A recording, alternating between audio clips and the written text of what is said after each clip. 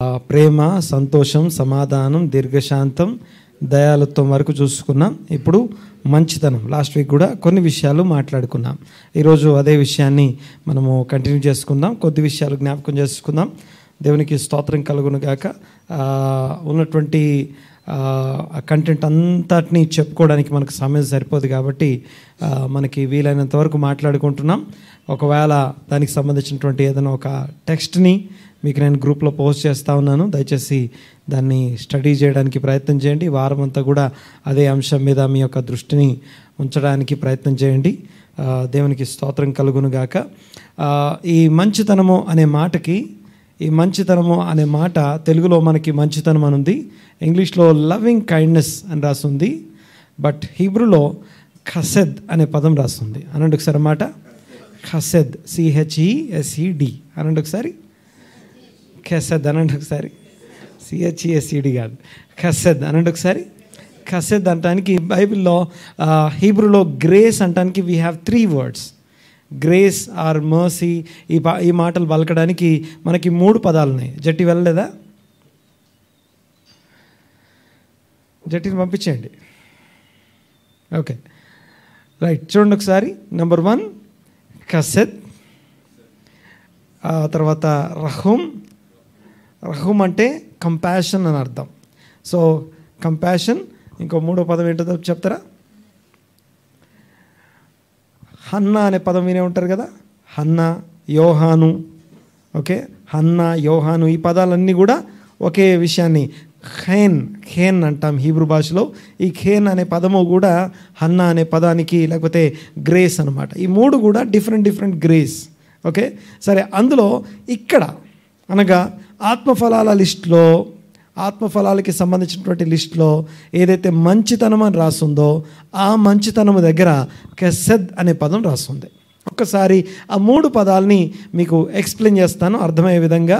దయచేసి గమనించండి ఒకసారి. ఈ 3 పదాలు ఏవైతే ఉన్నాయో దేవుని గుణాతిశయాలు అన్నాడు ఒకసారి. దేవునికి గుణాతిశయాలు అనగా మహిమ గుణాతిశయాలు అంటాం. గాడ్స్ మర్సీ అట్రిబ్యూట్స్ అంటారు ఇంగ్లీష్లో.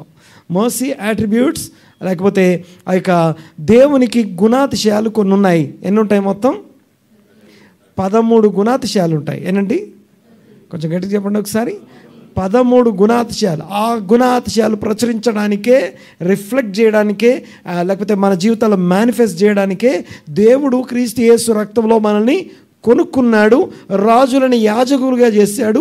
ఈ యాజక సమూహం యొక్క మెయిన్ జాబ్, రెస్పాన్సిబిలిటీ, బాధ్యత ఏంటి అంటే ఆ గుణాతిశయాలను ఏం చేయాలి? ప్రచురించాలి, రిఫ్లెక్ట్ చేయాలి. లేకపోతే ఆ గుణాతిశయాలు ఏవైతే ఉన్నాయో వాటిని మనం రిఫ్లెక్ట్ చేయాలి. ఏంటంటే అవి ఎన్ని ఉంటాయని చెప్పాను? 13 మర్సీ అట్రిబ్యూట్స్. దేవునికి 13 కృపా గుణాలు ఉంటాయి.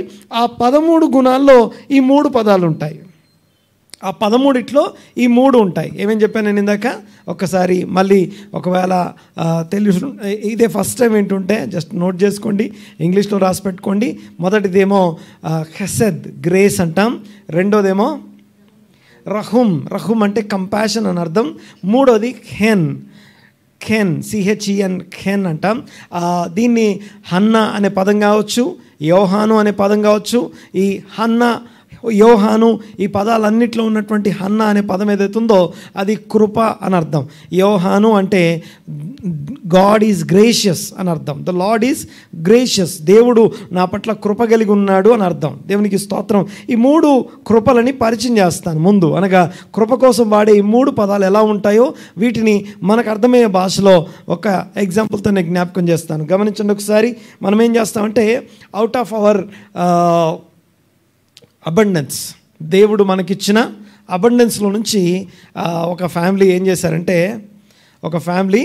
ఒక ఆర్ఫనేజ్ లేకపోతే ఒక అనాథల ఆశ్రమానికి వెళ్ళి వారి కోసం అక్కడ ఎంతమంది ఉన్నారో అందరి కోసం గిఫ్ట్లు తీసుకొని వెళ్ళారు. వారి కోసం ఒక పూట భోజనం ఏర్పాటు చేశారు. సో వారి కోసం కొంచెం డొనేషన్ లాంటిది ఇచ్చి కొంచెం అక్కడ చారిటీ చేయడానికి వెళ్ళారు. ఓకే, ఒక ఫ్యామిలీ ఎక్కడికి వెళ్ళారు? ఒక అనాథలు అనగా తల్లిదండ్రులు లేనటువంటి పిల్లలు, లేకపోతే ఆదరణ లేనటువంటి వాళ్ళు ఎవరైతే ఉన్నారో ఆ ఆశ్రమానికి వెళ్ళి వారి కోసం ఏమంటాం, ఏమేమి ఇచ్చారు? ప్రతి ఒక్కరికి ఇండివిజువల్ గిఫ్ట్స్ ఇచ్చారు. తర్వాత వారి కోసం ఒక పూట భోజనము, ఇంకొంచెం డొనేషన్స్, ఇలాగా వాళ్ళ దగ్గర ఉన్నంత వరకు ఏవో చేయగలిగారు. దీన్ని ఏమంటామంటే, ఇప్పుడు వాళ్ళు ఎవరైనా వచ్చి వీళ్ళని అడిగారా మాకు కావాలి మాకు ఇవ్వండి అని? అడగలేదు. Out of our abundance. దీన్నే కసెద్ అంటాం. అనండి ఒకసారి. సో ఆ యొక్క కృపను బట్టి, ఆ హసేద్ని బట్టి ఈ ఫ్యామిలీ ఏం చేసింది, ఒక అనాథాశ్రమానికి వెళ్ళి అక్కడ అందరికీ కూడా గిఫ్ట్స్ ఇవ్వడం కానీ లేకపోతే చారిటీ చేయడం అంటాం. సో ఇది ఎవరన్నా అడిగితే చేసామా, లేకపోతే ఎవరో మనల్ని బలవంత పెడితే చేసామా?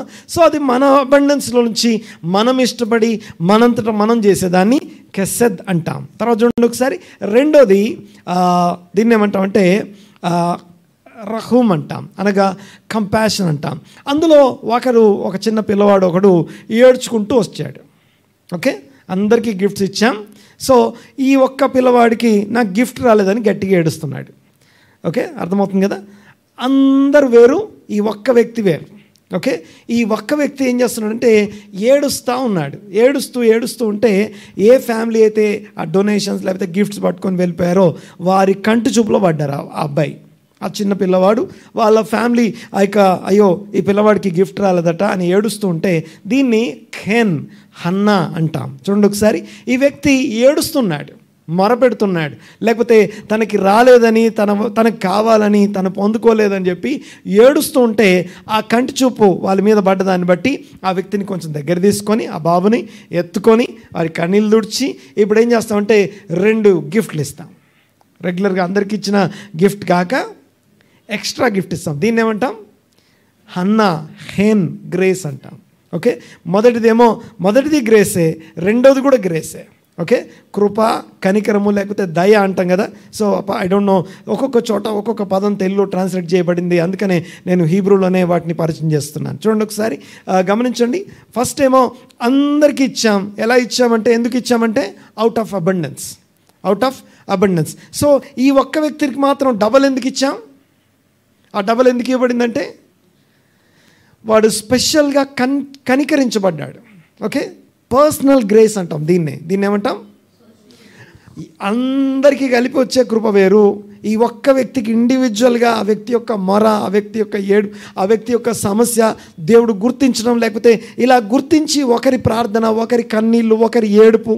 చూడండి ఒకసారి. ఒక ఫ్యామిలీ ఉందంట, ఆ ఫ్యామిలీలో లే అని ఒక ఆమె ఉంది. ఆమె ద్వేషించబడుతుందట, భర్త చేత ద్వేషించబడుతుందట, తన సహోదరి చేత ద్వేషించబడుతుంటే దేవుడు చూశాడట. దీన్ని ఏమంటాం? పర్సనల్ గ్రేస్, ఖేన్ అంటాం. హన్నా లేకపోతే యోహాను అనే పదంలో ఉన్నటువంటి ఖేన్ అనే పదము వాడబడుతుంది. చూడండి ఒకసారి. ఆ తర్వాత ఇంకా కొంతసేపు అయిన తర్వాత ఏమైందంటే ఆ పిల్లవానికి డబల్ ఇచ్చాం, ఆడిపించాం, మాట్లాడాం, ఇంకా ఆ పిల్లవాని మీద ఇంకా ప్రేమ ఎక్కువైపోయింది. ఓకే, ఇప్పుడు ఏమైపోయిందంటే ఇక ఈ పిల్లవాడిని మన ఇంటికి తీసుకెళ్ళిపోదాం అనుకున్నారు. ఓకే, అర్థమవుతుందిగా నేను మాట్లాడేది. What is the 3 levels of grace, లేకపోతే 3 డిఫరెంట్ గ్రేస్? బైబిల్లో 3 పదాలు ఉన్నాయి గ్రేస్ అనే పదానికి. సో గమనించండి ఒకసారి. అందులో మొదటిదేమో హసేద్ అంటేనేమో ఇది అందరి కోసం ఎవరు అడగకుండా చేసేదాన్ని గ్రేస్ అంటాం, ఫస్ట్ గ్రేస్. సెకండ్దేమో ఇండివిజువల్గా ఒక పర్సన్ ఏడుస్తుంటే, ఒక పర్సన్ కుమ్మరిస్తుంటే, ఒక పర్సన్ ఇబ్బంది పడుతుంటే ఆ ఒక్క పర్సన్ మీద దృష్టి పెట్టి ఆ వ్యక్తికి అవసరమైన దాన్ని ఇవ్వడాన్ని హెన్ గ్రేస్ అంటాం. సో హన్నా కూడా ప్రార్థన చేసింది, అందుకే ఆ పేరు హన్నా. సో చూడండి ఒకసారి. తన యొక్క హృదయాన్ని కుమ్మరించిందట, తన ప్రాణాన్ని, తన సోల్ అంతటిని దేవుని సన్నిధిలో కుమ్మరించి ఏడుస్తుందట. దేవునికి స్తోత్రం కలుగును గాక. ఆ తర్వాత గమనించండి ఒకసారి. ఇప్పుడు లాస్ట్ అండ్ ఫైనల్ గ్రేస్ ఏంటంటే ఆ వ్యక్తిని కేవలం ఆ ఒక్క క్షణం కోసం గిఫ్ట్ ఇచ్చి వెళ్ళిపోవడం కాదు, ఆ ఒక్క క్షణం ఒక రోజు ఆ పిల్లవాడితో ఆడుకోవడం కాదు. ఈ పిల్లవాడు నాకు బాగా నచ్చేశాడు, ఈ పిల్లవాడిని మనం ఏం చేద్దాం, ఇంటికి తీసుకొని వెళ్ళిపోదాం, అడాప్ట్ చేసుకుందాం. దీన్నే రహూమ్ అంటాం, కనికరం అంటాం. సో ఇది చాలా హైలీ కంపాషనేట్ గ్రేస్ అంటాం, చాలా హై లెవెల్ గ్రేస్ ఇది. రైట్, చూడండి ఒకసారి. ఈ 3 కృపల్లో మంచితనం కోసం వాడబడిన పదము కెసెద్. అంటే ఈ మంచితనం ఎలాంటిది అంటే మనందరికీ బాగా తెలుసు కదా, 136వ కీర్తన. ఏ కీర్తన? ఏమని స్టార్ట్ అవుతుంది? చెప్పాలి. యెహోవా దయాళుడు, ఆయన కృప. అక్కడ కృప అన్న దగ్గర కెసెద్ అని ఉంటుంది. ఓకే, చూడండి ఒకసారి. హీబ్రూలో చెప్తారు ఎవరన్నా?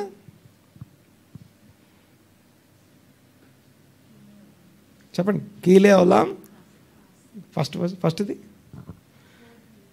హోదూలే అదోనాయ్ కీతో కీలే ఓలాం ఖస్దో అంటే ఓదూలే అదోనాయ్. హోదు అంటే థ్యాంక్స్ అనండి ఒకసారి. హోదు అంటే థ్యాంక్స్. ఓకే, భారతదేశం పేరు బైబిల్ ఏం రాసి ఉంటుంది తెలుసా? బైబిల్లో ఇండియా పేరుందా? ఏమని ఉండొచ్చు? హోదు దేశం అని ఉంటుంది. ఏం దేశం అనండి ఒకసారి. హోదు అనే హీబ్రూ వర్డ్ మీనింగ్ ఏంటి? థ్యాంక్స్, కృతజ్ఞత దేశం మన దేశం పేరు బైబిల్లో. హీబ్రూలో భారతదేశం పేరు ఏమని ఉంటుంది? తెలుగులో మనకి హిందూ దేశం అని రాసి ఉంటుంది, బట్ హీబ్రూలో హోదు దేశం అని ఉంటుంది. హోదు అనే మాటకు అర్థం ఏంటి? Thanks. Give thanks to the lord. హోదు లే అదోనాయ్. అదోనాయ్ అంటే ద లార్డ్ అని అర్థం. హోదు లే అదోనాయ్ కీలే ఓలాం ఖస్దో. ఖస్దో అంటే కెసెద్. ఆయన చూపించే ఆయన కృప ఏదైతుందో, ఓలాం అంటే ఫర్ ఎవర్, ఈ యుగమంతా, యుగాలన్నిటా ఉండునుగాక, నిరంతరము అని అర్థం. ఓలాం అనే మాటకి నిరంతరము ఉండునుగాక అని అర్థం. చూడండి ఒకసారి ఏమనుంది అక్కడ తెలుగులో. యెహోవా దయాళుడు, ఆయన కృప నిరంతరం ఉండును. ఇంగ్లీష్లో ఏమనుంది? O give thanks to the lord for he is good. ఆయన చాలా మంచివాడు అని రాస్తుంది. బట్ తెలుగులో ఏమనుంది? మంచివాడు అనే ప్లేస్లో దయాళుడు అని ఉంది. మళ్ళీ చెప్పండి ఒకసారి. తెలుగులో ఏమని రాస్తుంది? దయాళుడు. ఇంగ్లీష్లో ఏమని రాస్తుంది? మంచివాడు అని రాస్తుంది. ఇంగ్లీష్లోనేమో మంచివాడు అని ఉంది, తెలుగులో దయాళుడు అని ఉంది. హీబ్రూలో తవ్ అనండి ఒకసారి, గట్టిగానండి. తవ్. తవ్ అంటే శుభము, గుడ్ అని అర్థం. నాట్ జస్ట్ మంచి, మంచి మాత్రమే కాదు. యూనో, గుడ్ మార్నింగ్ చెప్పాలనుకోండి, ఏం చెప్పాలి? ఓకే, నేను హీబ్రూలో గుడ్ మార్నింగ్ నేర్పిస్తాను ఈరోజు. ఓకే, బోకెర్ తవ్ అనండి ఒకసారి. బోకెర్ తవ్ అనండి ఒకసారి. ఓకే, అంటే గుడ్ మార్నింగ్. ఎరేవ్ తవ్ అంటే గుడ్ ఈవినింగ్. లైలా తవ్ అంటే గుడ్ నైట్. ఓకే, గుర్తుంటుందిగా. సో మజల్ తవ్ అనండి ఒకసారి. మజల్ తవ్ అనండి ఒకసారి. మజల్ తవ్ అంటే all the best, good luck, all the best అని అర్థం. ఓకే, గుర్తుంటాయిగా ఏమో మరి. ఓకే, మళ్ళీ నెక్స్ట్ టైం వచ్చినప్పుడు గుర్తుపెట్టుకుందాం. బొకేర్ తవ్ అనండి ఒకసారి. బొకేర్ తవ్ అంటే గుడ్ మార్నింగ్. ఓకే, ఎరేవ్ తవ్ అంటే గుడ్ ఈవినింగ్. ఈవినింగ్. ఎరేవ్ అంటే ఈవినింగ్. Okay, evening. తర్వాత లైలా తవ్. లైలా అంటే హీబ్రూలో చీకటి లేకపోతే నైట్ అని అర్థం. ఓకే, లైలా తవ్ అనండి ఒకసారి. లైలా తవ్. ఓకే, గుడ్ నైట్ అన్నమాట. తర్వాత ఇంకోటి ఏం చెప్పా? మజల్ తవ్. మజల్ తవ్ అనండి ఒకసారి. మజల్ తవ్ అంటే all the best, good luck. Okay, గుర్తుపెట్టు. తవ్ అనే పదము, తవ్ అనేది ఒక ఆల్ఫాబెట్. అది హీబ్రూ ఆల్ఫాబెట్స్లో లాస్ట్ ఆల్ఫాబెట్. ఓకే, అర్థం కాదు, మనది కాదు అనండి ఒకసారి గట్టిగా. ఓకే, నేను అందరితో మాట్లాడలేదు. ఓకే, అర్థం కాదు, మంది కాదు. అర్థమయ్యే వాళ్ళు అర్థం చేసుకుంటారు. Praise the lord. సో ఎవరికో ఒక్కరి కోసం, అర్థం కాని వాళ్ళ కోసం మిగతా వాళ్ళందరినీ పసుపు పెట్టడం నా వల్ల కాదు. సో ఎవరో ఒకరికి ఏదో ఒక ఫుడ్ పెట్టాలి కదా. దేవునికి స్తోత్రం. నీకు అది ఇష్టం లేకపోవచ్చు, ఇంకొకరు తింటారు అది. రైట్. ప్రతి ఇశ్రాయేలీయుడు, యూదుడు రోజుకి 3 సార్లు ఈ కీర్తన చదువుతారు. రోజుకి 3 సార్లు. లేకపోతే స్పెషల్గా పండుగలప్పుడు, లేకపోతే సబాత్ రోజున అందరం గ్యాదర్ అయినప్పుడు, సో గ్యాదరింగ్స్లో ఖచ్చితంగా ఈ 136 కీర్తన చదవబడే కీర్తన. చూడండి ఒకసారి. ఈ కీర్తనలో మొత్తము 5 పార్ట్స్ ఉంటుంది. ఎన్ని భాగాలు? 5 భాగాలు ఉంటుంది. నేను ఒక్క కీర్తనని మాత్రమే ఈరోజు నేను ఎక్స్ప్లెయిన్ చేస్తూ దేవుని మంచితనాన్ని, ఆయన దయాలుతో లేకపోతే ఆయన మంచితనాన్ని మనం జ్ఞాపకం చేసుకుంటాం. చూడండి ఒకసారి. ఆయన ఎంత మంచివాడో ఆయన మంచితనాన్ని మనం జ్ఞాపకం చేసుకుంటాం. మొదటి 4 వచనాల్లో కృతజ్ఞత కృతజ్ఞత కృతజ్ఞత అని ఉంటుంది. ఆయన మంచితనాన్ని బట్టి కృతజ్ఞత చెల్లించండి అని చెప్పడం కోసం మొదటి 4 వచనాలు ఉంటాయి. ఓకే, మొదటి 4 వచనం మొత్తం ఎన్ని పార్ట్స్ ఉంటాయని చెప్పాను? 5 పార్ట్స్. ఫస్ట్ పార్ట్ కృతజ్ఞత చెల్లించండి ఆయన మంచితనం కోసం అని చెప్తాం. అది ఫస్ట్ది ఇంట్రడక్షన్ కింద వదిలేద్దాం. మొదటి భాగాన్ని ఇంట్రడక్షన్ కింద వదిలేద్దాం. చదువుదాం ఒకసారి ఫాస్ట్గా చదవండి. 136 కీర్తన, 136 Psalms. యెహోవా దయాళుడు, ఆయనకు కృతజ్ఞతాస్తుతులు చెల్లించండి. ఆయన కృప నిరంతరముండును. దేవదేవునికి కృతజ్ఞతాస్తుతులు చెల్లించండి. ఆయన కృప నిరంతరముండును. ప్రభువుల ప్రభువునకు కృతజ్ఞతాస్తుతులు చెల్లించుడి. ఆయన కృప నిరంతరముండును. ఆయన ఒక్కడే మహా ఆశ్చర్య కార్యములు చేయువాడు. ఆయన కృప నిరంతరముండును. ఆ కృప అన్న చోట దేవుని మంచితనం అని అర్థం. ఈరోజు దేవుడు మంచివాడు అనే సంగతి మనకు అర్థమైతే, దేవుడు ఎంత మంచివాడో మనకి తెలిస్తే, ఆ మంచితనం యొక్క ఆయన పోలిక చొప్పున ఆయన స్వరూపమందు నిర్మించబడి తయారు చేయబడి సృష్టించబడిన మనము ఆ రిఫ్లెక్షన్ని మన నుంచి దేవుడు కోరుకుంటూ తన ఆత్మని మనకు అనుగ్రహించాడు. ఆమేన్. మంచితనము అనే ఆ యొక్క కృప లేకపోతే ఆత్మ ఫలాన్ని మనం ఫలించడం కోసం దేవుని వాక్యం మన నుంచి కోరుకునే గొప్ప విషయం ఇది. దేవునికి స్తోత్రం కలుగునుగాక. మంచితనం అనంటే ఒకసారి మాట. ఈ మంచితనానికి సంబంధించినటువంటి కొన్ని మాటలు మీకు జ్ఞాపకం చేస్తాను. మొదటి 4 వచనాల్లో ప్రభువుకి కృతజ్ఞతాస్తుతులు చెల్లించండి, దేవదేవునికి కృతజ్ఞతాస్తుతులు చెల్లించండి, ఆయన మంచివాడు కాబట్టి కృతజ్ఞతాస్తుతులు చెల్లించండి, ఆయన ఒక్కడే మహాశ్చర్య కార్యములు చేయువాడు. మహాశ్చర్య కార్యములు అంటే ఆయన చేసే ఆశ్చర్య కార్యాలు ప్రతి దానికి ఒక్కొక్క దాన్ని వివరించడానికి, అర్థం చేసుకోవడానికి, దాని లోతును తెలుసుకోవడానికి ఈవెన్ మన అవగాహన, మన జ్ఞానము, మనకున్నటువంటి వొకాబులరీ సరిపోదు. ఆమేన్. హల్లెలూయా. దేవునికి స్తోత్రం. ఇది మొదటి భాగాన్ని ఇంట్రడక్షన్ కింద వదిలేద్దాం, దాని గురించి ఎక్కువ డీప్గా వెళ్ళట్లేదు. కానీ 5వ వచనం నుంచి కనుక మనం చూస్తే, ద గుడ్నెస్ ఇన్ క్రియేషన్, దేవుడు తన సృష్టిని చేసే ఆ ప్రాసెస్లో దేవుడు ఏం చేస్తున్నాడట? తన మంచితనాన్ని చూపిస్తున్నాడు. దేవుడు మంచివాడు. ఎక్కడ మంచివాడు అంటే తను ఈ యొక్క సృష్టిని చేసే ప్రాసెస్లో మంచివాడు. ఓకే, చదువు ఒకసారి 5వ వచనం చదువు ఒకసారి. తన జ్ఞానము చేత, ఓకే, దేవుడు తన జ్ఞానము చేత ఆయన ఆకాశమును కలుగజేసెను. ఆయన కృప నిరంతరముండును. ఆయన భూమిని నీళ్ల మీద పరిచినవాడు. ఆయన కృప నిరంతరముండును. ఆయన గొప్ప జ్యోతులను నిర్మించినవాడు. ఆయన కృప నిరంతరముండును. పగటి నేలుటకు సూర్యుని చేసెను. ఆయన కృప నిరంతరముండును. రాత్రి నేలుటకు చంద్రుని నక్షత్రములను చేసెను. ఆయన కృప నిరంతరముండును. చాలు. ఓకే, 5, 6, 7, 8, 9 ఈ 5 వచనాలు దేని గురించి మాట్లాడుతున్నాయి? సృష్టి గురించి మాట్లాడుతున్నాయి. ఒక్కసారి ఆలోచించండి. ఈ సృష్టి గురించి, ఈ సృష్టి యొక్క అక్కడ రాసినటువంటి లిస్ట్కి మనం చూస్తే ఇందులో దేవుని మంచితనం ఏముంది? నీళ్ళ మీద దేవుడు నిజంగా పరిచాడు ఆ భూమిని. ఓకే, సో రకరకాల థియరీలు చెప్తాం, రకరకాల సైంటిఫిక్ విషయాలు చూపించి భూమి గుండ్రంగా ఉంది, అది గాల్లో వేలాడుతుంది, ఎక్కడ నీళ్ళ మీద పరిచింది. సో మన అవగాహనలో మనం చెప్పాల్సినవన్నీ మనం చెప్తాం. బట్ అక్కడున్న 5 వచనాలు ఏవైతే ఉన్నాయో, జ్ఞానముతో ఆకాశమును సృష్టించాడట. తర్వాత చెప్పండి ఒకసారి. ఆయన భూమిని నీళ్ళ మీద పరిచి ఉన్నాడు. ఆయన గొప్ప జ్యోతులను నిర్మించాడు. పగటి నేలుటకు సూర్యుని ఆయన చేశాడు. తర్వాత రాత్రి నేలుటకు చంద్ర నక్షత్రములను చేశాడు. ఈ 5 విషయాలు ఏవైతే ఉన్నాయో, ఈ 5 విషయాలు దేవుడు తన మంచితనాన్ని మన ముందు ప్రజెంట్ చేయబడుతుంది. అందుకని ఆయన కృప నిరంతరం. ఆ కృప అన్న దగ్గర ఆయన మంచితనము ఈ సృష్టిలో ఉంది. ఈ సృష్టి చేయడంలో ఈ 5 విషయాల్లో ఉందట. నేను ఒక్కొక్క దాన్ని వివరించి చెప్పను, కానీ జస్ట్ ఒక చిన్న విషయాన్ని మీకు జ్ఞాపకం చేస్తాను. లూకా సువార్త ఒక్కసారి ఈ మాట చూద్దాం. ఒకసారి నాతో పాటు చూడండి. ఒకసారి లూకా సువార్త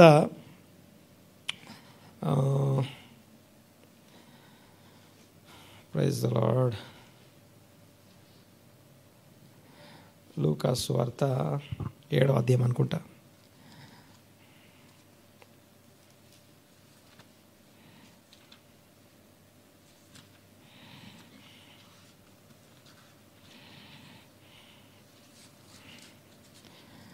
మిస్ అయ్యాను, ఒక్క నిమిషం. దేవుడు కనికరం గలవాడు కాబట్టి మీరును కనికరం కలిగి ఉండండి అని ఉంటుంది. అక్కడ ఒక మాట మిస్ అయ్యాను నేను.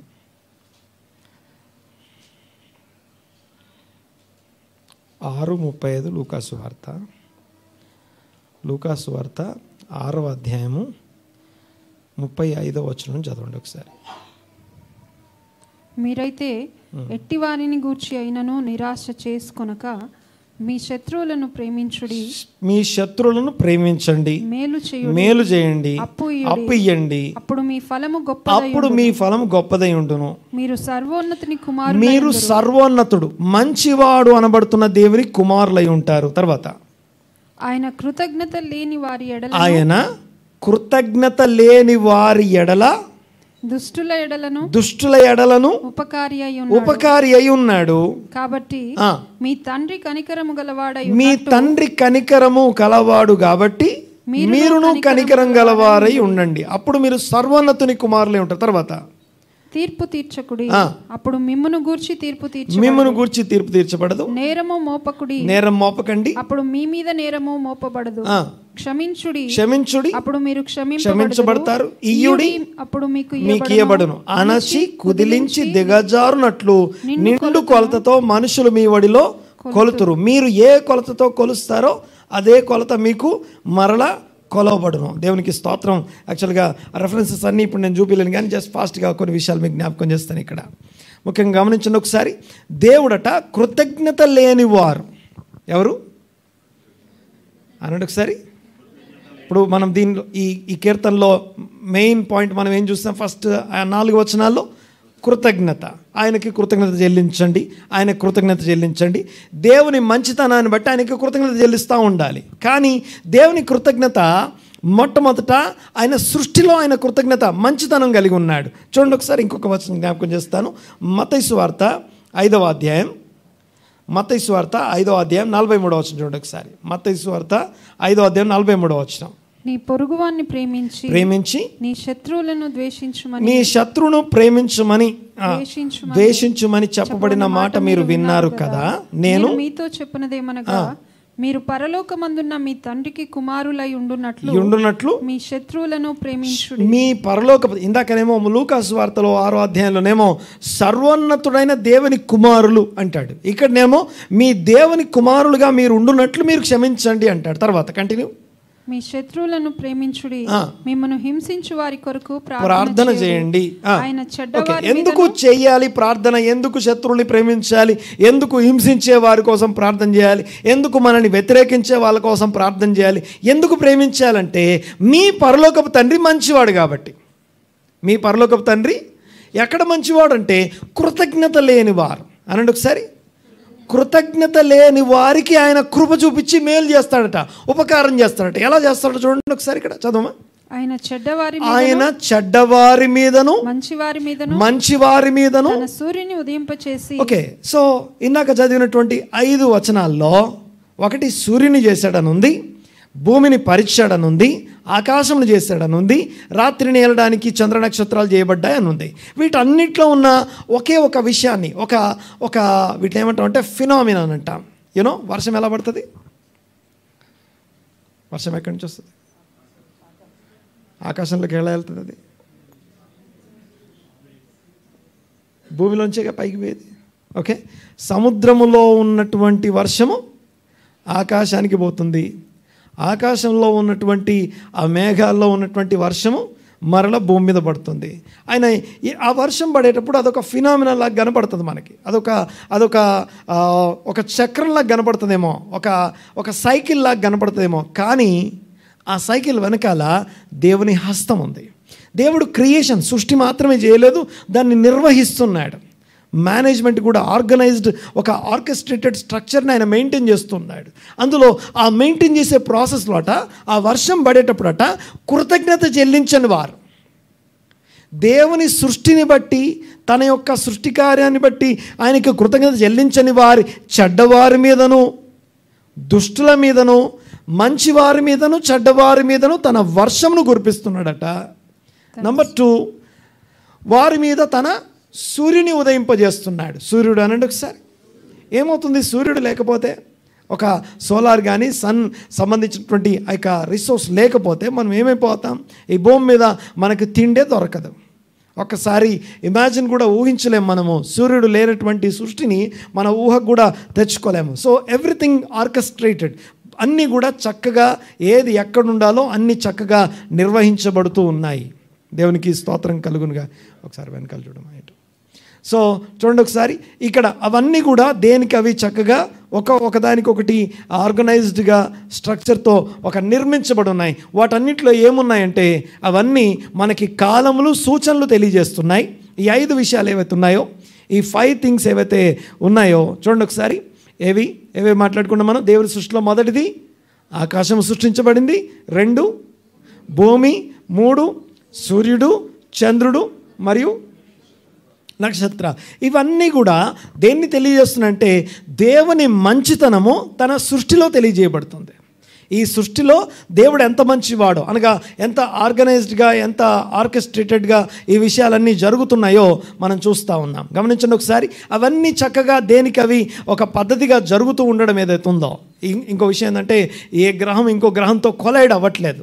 దేని కక్షలో అది తిరుగుతూ ఉంది. తర్వాత ఏది ఎక్కడ ఉండాలో అంతే ఉంది. ఒకవేళ మీరు ఇమాజిన్ చేస్తే చంద్రునికి భూమికి మధ్య ఉన్నటువంటి డిస్టెన్స్ ఉంది కదా, చంద్రునికి భూమికి మధ్య ఉన్నటువంటి డిస్టెన్స్ని కొంచెం 1% తగ్గిస్తే ఏమవుతుందో తెలుసా? 1% తగ్గిస్తే భూమి మీద ఉన్నటువంటి సముద్రాలని ఉప్పొంగి భూమిని ముంచేస్తాయి. భూమి మీద ఉన్న సముద్రాలకి చంద్రునికి సంబంధం ఉంది. భూమి మీద ఉన్న సముద్రాలకి మరియు పైన ఉన్నటువంటి చంద్రునికి కనెక్షన్ ఉంది. చంద్రుని డిస్టెన్స్ కొంచెం తగ్గిస్తే ఆ సముద్రం భూమిని ముంచేస్తుంది. అంతేకాదు సూర్యునికి భూమికి మధ్య ఉన్నటువంటి డిస్టెన్స్ని 1% తగ్గిస్తే ఏమవుతుందో తెలుసా? భూమి 1% కొంచెం ముందుకు జరిగింది అనుకుందాం. ఆ ముందుకు జరిగితే ఏమవుతుందో తెలుసా? మనకు ఎండాకాలం చెమట వస్తుంది చూసారా? ఓకే, మనలో ఉన్నటువంటి ఆ యొక్క వాటర్ ఎవాపరేట్ అయ్యి లేకపోతే మనం డీహైడ్రేట్ అవుతాం. ఈసారి ఏమవుతుందంటే ఆ చెమట రావడం కాదు, మన సాలిడ్ బాడీ లిక్విడేట్ అయిపోతుంది. మనం కరిగిపోతాం. సో మనమే కాదు, కొండలు బండలు కూడా కారిపోతాయి. సో 1% తగ్గిస్తే మొత్తం భూమి ద్రవీపించబోతుంది. అంతేకాదు 1% పెంచామనుకుందాం, మొత్తం ఐస్ అయిపోతుంది. సో అలాగా దేవునికి స్తోత్రం. ఎవ్రీథింగ్, దేవుడు తన సృష్టిలో సమస్తాన్ని ఏవి ఎక్కడ ఎలా ఉండాలో అన్నీ కూడా ఆర్కెస్ట్రేట్ చేయబడ్డాయి. అంతేకాదు ఈ భూమి మీద మాత్రమే చక్కగా మనం గాలి పీల్చుకొని బ్రతకగలుగుతున్నాం. ఇక్కడ కాకుండా ఇంకెక్కడ కూడా ఇంత ప్రశాంతంగా బ్రతకలేం. నువ్వు నేను బ్రతకడానికి సరిపడిన వాతావరణాన్ని, నువ్వు నేను బ్రతకడానికి సరిపడినటువంటి ఈ సృష్టిని చేసిన దేవుణ్ణి బట్టి తెల్లవారు లేవగానే దేవునికి స్తోత్రం చెప్పాలి, కృతజ్ఞత చెల్లించాలి. ఒకవేళ రాత్రి పడుకునే ముందు దేవా నీకు వందనాలని కృతజ్ఞత చెప్పాలి. కృతజ్ఞత చెల్లించే దేనికోసమట? దేవుని మంచితనాన్ని బట్టి, ఆయన కృపను బట్టి దేవునికి కృతజ్ఞత చెల్లించాలి. ఆమేన్.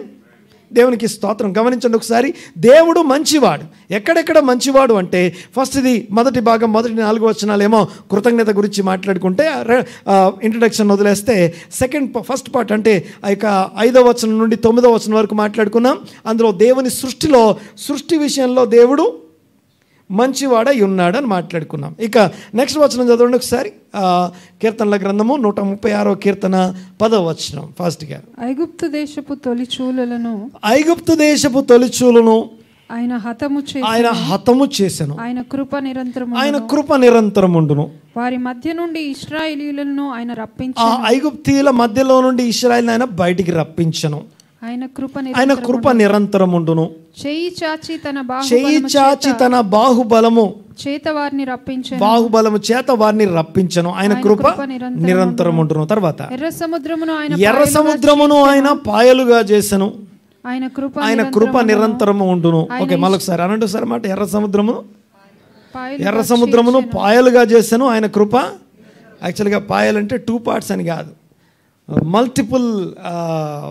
మల్టిపుల్ స్ప్లిట్స్ అనమాట. ఒక స్ప్లిట్ మాత్రమే కాదు. కంటిన్యూ చేయండి ఒకసారి. నెక్స్ట్.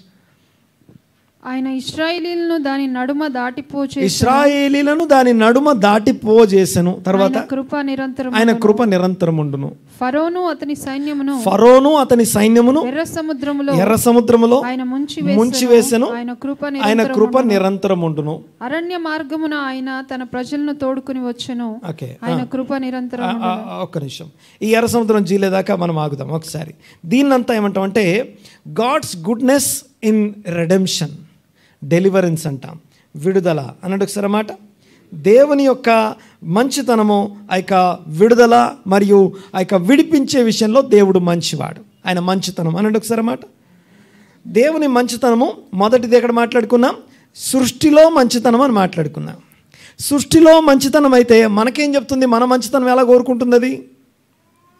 ఓకే, ఒకటి మనం ఏమేమి నేర్చుకుంటున్నామంటే ఈరోజు దేవుడు మంచివాడు అనే సంగతిని ధ్యానిస్తున్నాం.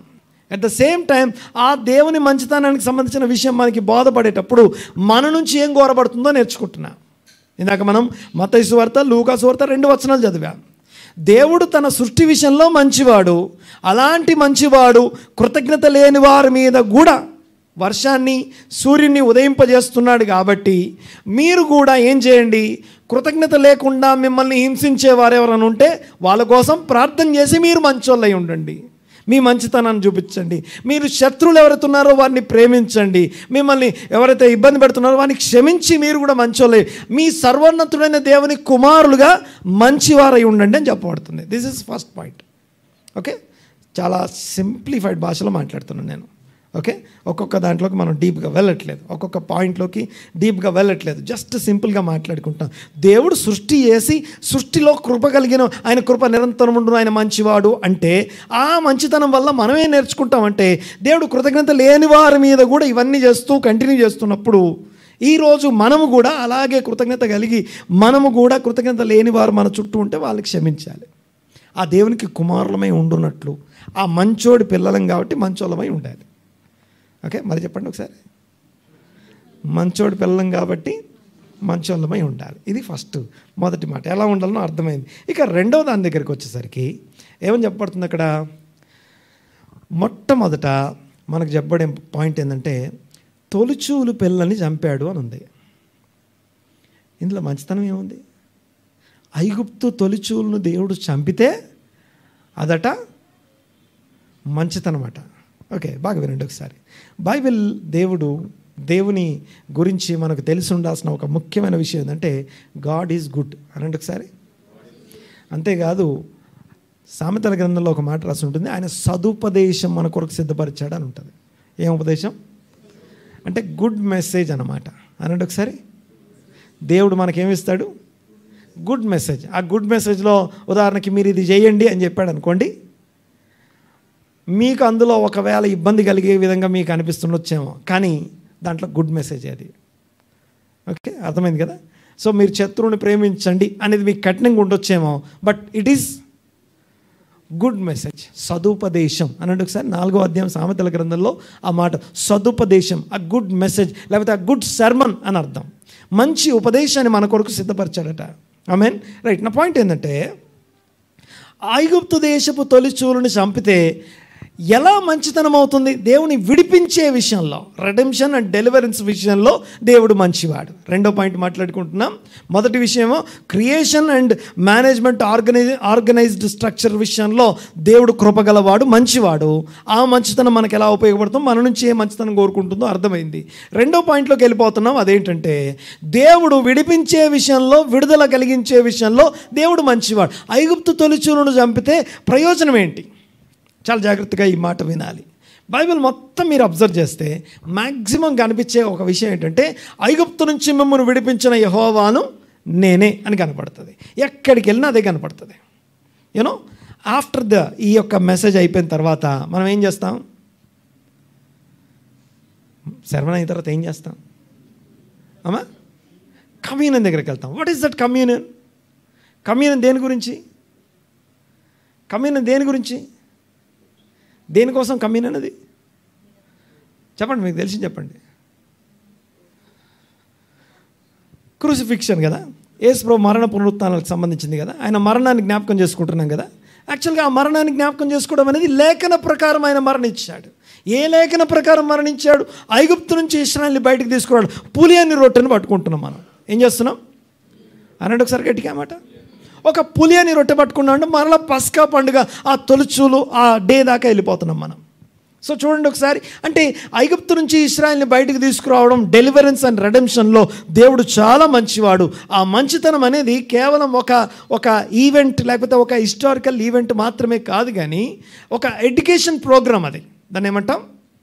What is your God? మన దేవుడు ఏమై ఉన్నాడో మనకి బోధపరిచే ఒక అద్భుతమైనటువంటి ఎడ్యుకేషన్ ప్రోగ్రామ్. ఓకే, ఆ ఎడ్యుకేషన్ ప్రోగ్రాంలో నేను మీ దేవుడైన యెహోవానని ఇశ్రాయేల్ తెలుసుకుంటారు. First audience. ఓకే, ఇశ్రాయేల్ అనే ఒక గ్యాలరీలో కూర్చొని ఉంటారు కదా, వాళ్ళు ఏం తెలుసుకుంటారు? దేవుడైన యెహోవా ఎలాంటి వాడో ఇశ్రాయేల్ తెలుసుకుంటారు. రెండోది ఐగుప్తీయులు తెలుసుకుంటారు. ఎవరు? ఐగుప్తీయులు కూడా తెలుసుకుంటారు.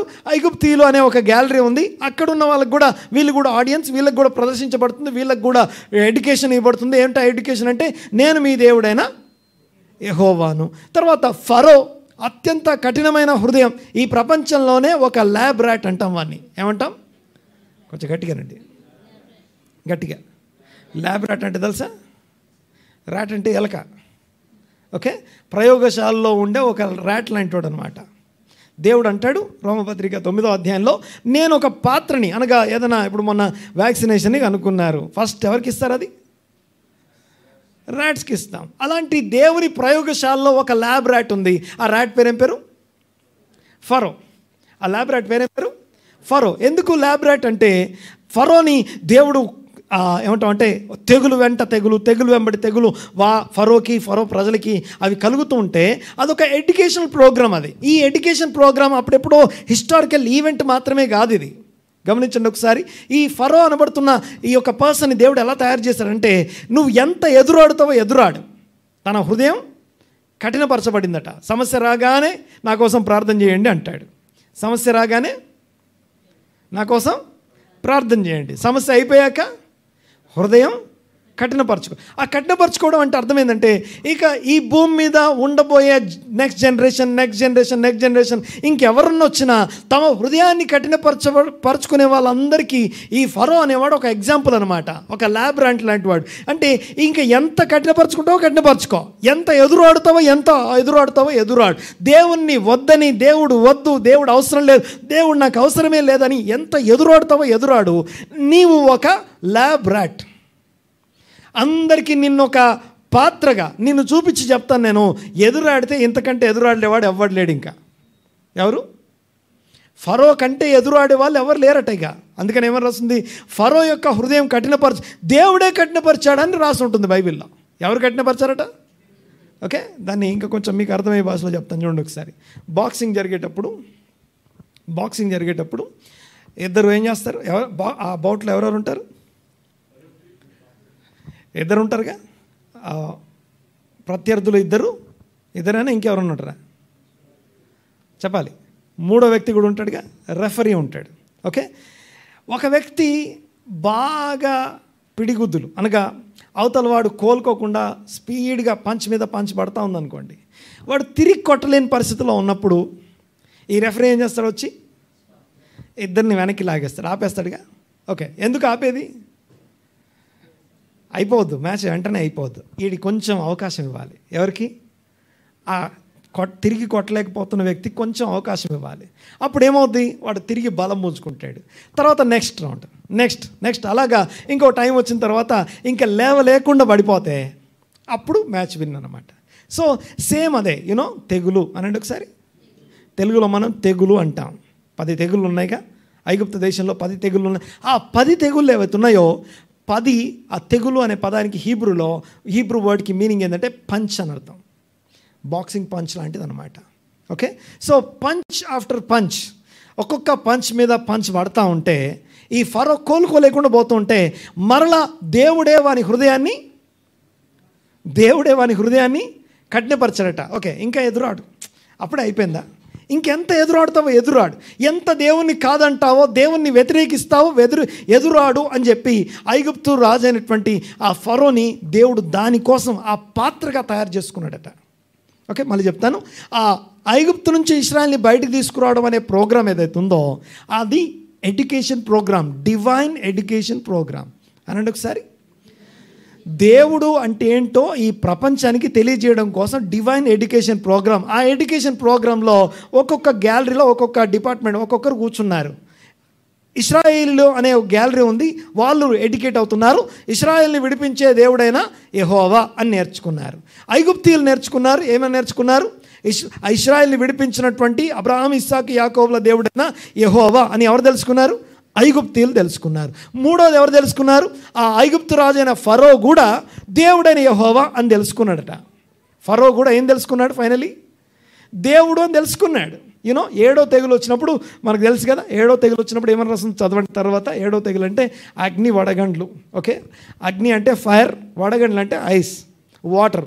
వాటర్ని ఫైర్ని రెండు సమాధానపరచడం ఇంపాసిబుల్. ఓకే, ఐగుప్తు దేశంలో వాటర్ గాడ్ వేరే ఉంటాడు, ఫైర్ గాడ్ వేరే ఉంటాడు. వీళ్ళిద్దరికీ పడదు. ఓకే, అర్థమైంది కదా? Fire God, water God. So water God ఏం చేస్తాడంటే ఫైర్ని ఆర్పేస్తాడు. ఫైర్ గాడ్ ఏం చేస్తాడంటే వాటర్ని ఎవాపరేట్ చేస్తాడు. సో ఒకరికొకరికి పడదు వీళ్ళిద్దరిని సమాధానపరిచి అగ్ని, వడగండ్లు, ఐస్ అండ్ ఫైర్ రెండు కలిసి పడ్డాయి. అవి చూసి నీ దేవుడైన యెహోవా నీతిమంతుడు, నేను పాపాత్ముడను అన్నాడు. ఎవరన్నారన్నమాట? ఆ కఠినపరుచుకున్నటువంటి ఫరో. అదొక ఫేజ్ అంతే. సరే, నా పాయింట్ ఏంటంటే ఇది ఫరో ఎడ్యుకేట్ అయ్యాడు, ఐగుప్తీయులు ఎడ్యుకేట్ అయ్యారు, తర్వాత ఇశ్రాయేల్ ఎడ్యుకేట్ అయ్యారు. ఈవెన్ సకల ప్రపంచం ఇక్కడ కూర్చున్న మనము కూడా ఒక గ్యాలరీలో కూర్చొని ఆ ఎడ్యుకేషన్ సిస్టమ్ని చూస్తున్నాం. ఆ ఎడ్యుకేషన్ ప్రోగ్రామ్ ఏం చూస్తున్నాం అంటే who is God, what is God, దేవుడు ఏమై ఉన్నాడు, దేవుడు ఎలాంటి వాడో మనం నేర్చుకుంటున్నాం ఇక్కడ. ఆమేన్, దేవునికి స్తోత్రం. ఆ దేవుని యొక్క గొప్పతనాన్ని నేర్చుకునే ఆ ఎడ్యుకేషన్ ప్రోగ్రాంలో ఆఖరి తెగులు పేరు ఏం పేరు? తొలిచూళ్ళు చంపేయడం. బాగా వినండి ఒకసారి. తొలిచూలు అనండి ఒకసారి మాట. ఫస్ట్ బార్న్ అంటాం. ఫస్ట్ బార్న్ హీబ్రూలో బికూర్ అంటాం. బికూర్ అనండి ఒకసారి. ఓకే, బేత్, కోఫ్, రేష్ 3 అక్షరాలు ఉంటాయి. ఓకే, అర్థం కాని మంది కాదు, అర్థమయ్యే వాళ్ళతో మాట్లాడుతున్నా. బేత్ అంటే 2, కోఫ్ అంటే 20, రేష్ అంటే 200. ఓకే, 2, 20, 200. మళ్ళీ చెప్పండి. 2, 20, 200 అన్నీ ఏం మల్టిపుల్స్? 10 మల్టిపుల్స్ కదా. ఒక్కసారి అంటే దీని అర్థం ఏంటంటే వీళ్ళు ఏం చేస్తారంటే ఈ తొలిచూలు అనే వాళ్ళు ఎవరంటే, మీకు పిల్లల్ని మీరు ఎంతవరకు గమనిస్తారో నాకు తెలియదు కానీ, ఒక ఇంట్లో తొలిచూలు ఒకడు ఉంటాడంటే ఆ నెక్స్ట్ జనరేషన్ పిల్లలు వస్తారుగా, తొలిచూలు తర్వాత వచ్చే పిల్లలు ఉంటారు కదా, వీళ్ళు చాలా ఈజీగా బతికేస్తారు. ఈ ఫస్ట్ వాడి కన్నా తర్వాత వాళ్ళు ఈజీగా బతికేస్తారు. వాళ్ళ చూపు అంతా ఇడి మీద ఉంటుంది. ఏం చేస్తున్నాడు, ఎలా వెళ్తున్నాడు, ఆ కింద పడితే నేర్చుకుంటారు, దెబ్బలు తగిలితే నేర్చుకుంటారు. సో వీళ్ళు మాత్రం తప్పించుకుంటారు. ఓకే, సో పాయింట్ ఏంటంటే ఈ తొలిచూలు అనేది ఎలాంటిదంటే ఒక జనరేషన్కి ఇంకో జనరేషన్కి బ్రిడ్జ్ అంటాం దాన్ని. ఏం చెప్పాను? ఒక జనరేషన్ ఇంకో జనరేషన్కి బ్రిడ్జ్ లాంటి వాళ్ళు ఎవరు? తొలిచూలు వాళ్ళు. వీళ్ళు చూస్తే ఎలా ఉంటుందంటే వీళ్ళు ఎలాంటి వాళ్ళు అంటే ఆ ముందు జనరేషన్ యొక్క ఆ యొక్క విలువల్ని, వాల్యూస్ని వీళ్ళు తీసుకొని దాన్ని మల్టిప్లై చేసి నెక్స్ట్ జనరేషన్కి ట్రాన్స్మిట్ చేయాలి. ఇది తొలిచూలు యొక్క మెయిన్ పర్పస్. తొలిచూలు యొక్క మెయిన్ పర్పస్ అది. బాగా వినండి ఒకసారి. ఈ తొలిచూలు యొక్క మెయిన్ పర్పస్లో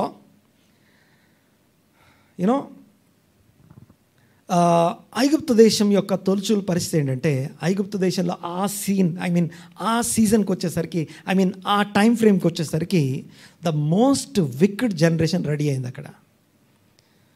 ఏమంటాం మనం? ద మోస్ట్ విక్డ్ జనరేషన్ అంటే ఏ ఫరో అయితే కఠినాత్ముడు అని మనం మాట్లాడుకుంటున్నామో ఆ కఠినాత్ముడికి సంబంధించినటువంటి వాడి పరిపాలించే వాడి సేవకులు, తర్వాత వాడి రాజ్యం ఏదైతే ఉందో, ద మోస్ట్ విక్డ్ పీపుల్ వీళ్ళు.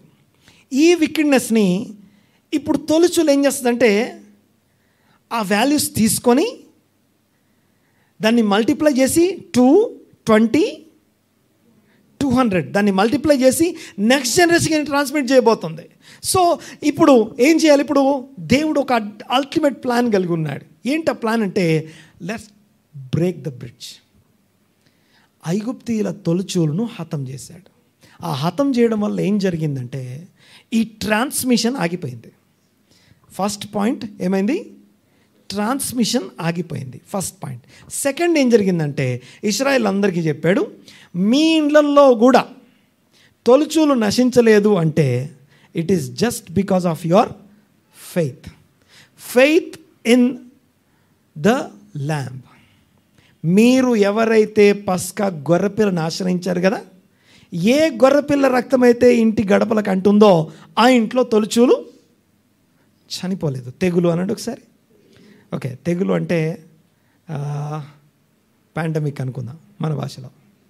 ఓకే, లేకపోతే ఆ తెగులకి ఏం తెలుసు ఎవడు తొలిచూలోవడం, మాట్లాడేది అర్థమవుతుంది కదా. ఓకే, ఇప్పుడు పురుషులకు వచ్చింది రోగం అనుకుందాం, స్త్రీలకు వచ్చింది, పిల్లలకు వచ్చింది అనుకుందాం. ఓకే, బాగుంటుంది, ఈజీ. కానీ తొలిచూలు ఎవరు ఎట్ట తెలుస్తుంది? ఎవరు తొలిచూలు ఎలా తెలుస్తుంది? ఆ తెగులు యొక్క స్పెషాలిటీ ఏంటంటే తొలిచూలు వాళ్ళే చచ్చిపోతారు. ఎవరింట్లో అయితే గొర్రెపిల్ల వధించబడి రక్తం అంటిందో వాళ్ళు మాత్రం సేఫ్. ఐగుప్తు తొలిచూలును హతము చేశాను. ఇశ్రాయేలీలు అనగా గొర్రెపిల్లను ఆశ్రయించిన వారి తొలిచూలు ఏదైతే ఉందో వారు సేఫ్గా ఉన్నారు. ఓకే, దీంట్లో దేవుని మంచితనాన్ని మీకు జ్ఞాపకం చేయాలి.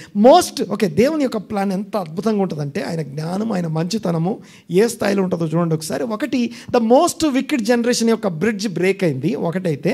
సెకండ్ ఏంటంటే ఇక నుంచి ఇశ్రాయేలుతో మాట్లాడేటప్పుడు దేవుడు అంటాడు, నేను మీ తొలిచూలు నేను వదిలేశాను కాబట్టి ఇప్పటి నుండి ఇశ్రాయేల్లో పుట్టబోయే ప్రతి తొలిచూలు నాది అంటాడు.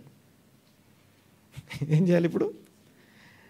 ఇశ్రాయేలు ఓకే, ద మోస్ట్ దేవుని యాజక రూపమైన రాజ్యం అంటాం కదా, ఆయన రాజ్యంలో తొలిచూలు ప్రజలు ఎవరైతే ఉన్నారో వాళ్ళందరూ ఎవరి పిల్లలు? ఇప్పుడు చెప్పాలి, ఎవరి పిల్లలు?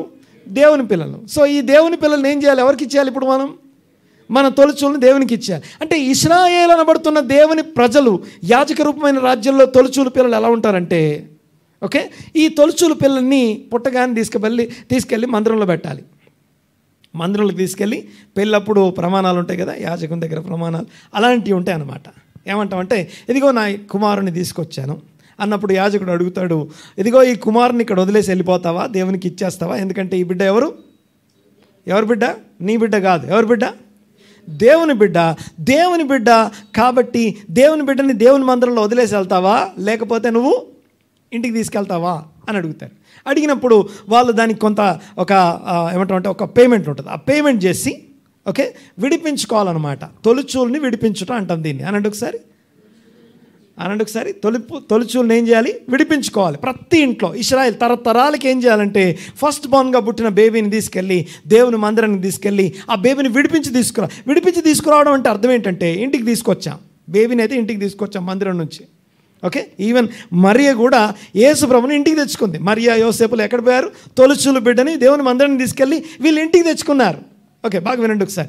ఈ తొలిచూలు బిడ్డని ఏం చేయాలి? ఇప్పుడు మన బిడ్డ కాదు. ఇప్పుడు ఎవరి బిడ్డ? మన ఇంట్లోనే ఉంటుంది, మనమే పెంచుతాం, కానీ మన బిడ్డ కాదు. ఎవరి బిడ్డ? దేవుని బిడ్డ. ఒక పనివాడు, బాగా వినండి ఒకసారి, ఒక మహారాజు తన కొడుకుని లేకపోతే తన బిడ్డని ఒక నమ్మదగినటువంటి ఒక దాసి ఓ పనివాని చేతిలో పెట్టాడు అనుకుందాం. ఇప్పుడు ఆ పనివాడు వాళ్ళ కల్చర్ ప్రకారం, వాళ్ళ అవగాహన ప్రకారం వాళ్ళు రోజు జీవించేటట్టు పెంచుతాడా? దేవుని అయితే రాజుగారి తాహతు, రాజుగారి పరపతి, రాజుగారి జ్ఞానం, రాజుగారి ఆ గ్లోరీ దాని ప్రకారం పెంచుతాడా? ఎలా పెంచాలి? ఓకే, పిల్లవాడిని మన బిడ్డగా పెంచడం వేరు. మన బిడ్డని పని వాళ్ళు ఎవరైనా పెంచినా సరే వాళ్ళ స్టాండర్డ్స్లో వాళ్ళు పెంచరు. మన బిడ్డ స్థాయిలో పెంచుతారు. అలాగే దేవుని బిడ్డని పెంచే పని ఎవరిది ఇప్పుడు? ఓకే, బాగా ఐగుప్తు దేశంలో ఉన్న తొలిచూలేమో నాశనమైంది. ఆ తొలిచూలు నాశనమైన కారణం చేత ఇశ్రాయేలు తొలిచూలు స్పేర్ చేయబడినందుకు ఇశ్రాయేలు తరతరాలకి వాళ్ళ తొలిచూలు అందరినీ ఏం చేయాలి? ఇప్పుడు దేవునికి ఇచ్చేయాలి. ఏం చేయాలి? దేవునికి ఇచ్చేయాలి. దేవునికి ఇచ్చేయడం అంటే ఇశ్రాయేలీ కుటుంబాలందరూ కూడా దేవుని బిడ్డల్ని పెంచే దాసులుగా మారిపోతారు. అర్థం కాలేదు. ఎవరి బిడ్డలు ఇప్పుడు? ఓకే, ఐగుప్తుల తొలిచూలేమో చచ్చిపోయింది, మోస్ట్ వికెడ్ జనరేషన్ బ్రేక్ అయింది. ఇప్పుడు నెక్స్ట్ రాబోయే జనరేషన్స్ ఏవైతే ఉన్నాయో ఇక నుండి ఇశ్రాయేల్ యొక్క తొలిచూలు దేవుని పిల్లలు. ఇశ్రాయేల్ తొలిచూలందరూ దేవుని పిల్లలు. దేవుని పిల్లల్ని పెంచాలి. ఇప్పుడు మనందరం ఇక్కడ ఉన్నామండి, మన పిల్లల్ని మన పిల్లలాగా పెంచొద్దు అన్నాం అనుకోండి. మన పిల్లలు కాదు. ఎవరి పిల్లలు? దేవుని పిల్లలు. దేవుని పిల్లల్ని మనం పెంచమంటే ఎట్లా పెంచుతాం?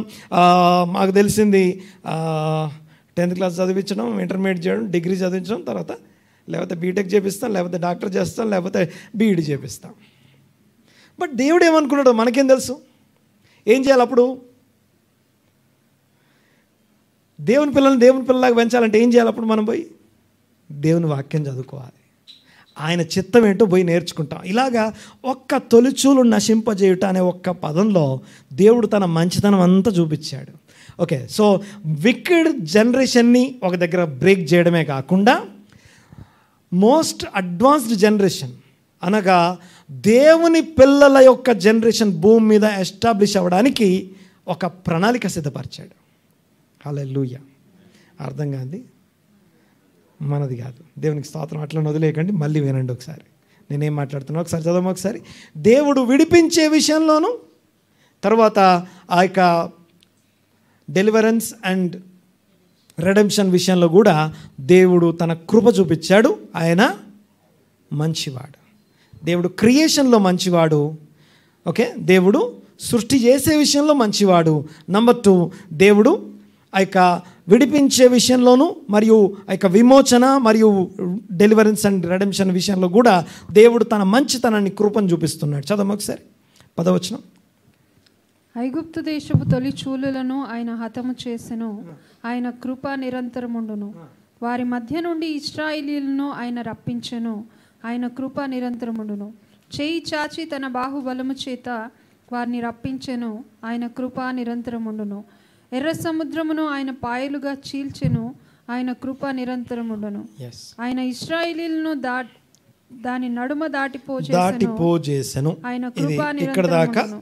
రెడెంప్షన్ అండ్ డెలివరెన్స్ దాంట్లో దేవుడు కృపగలవాడు. ఆ తర్వాత నుంచి వస్తే ప్రిజర్వ్ చేయడం అండ్ ప్రొటెక్ట్ చేయడం, పోషించడం మరియు ప్రొటెక్ట్ చేయడం అనే విషయంలో కూడా దేవుడు మంచివాడు, గొప్పవాడు. చదవం ఒకసారి, తర్వాత చదవం ఒకసారి. అరణ్య మార్గమున ఆయన తన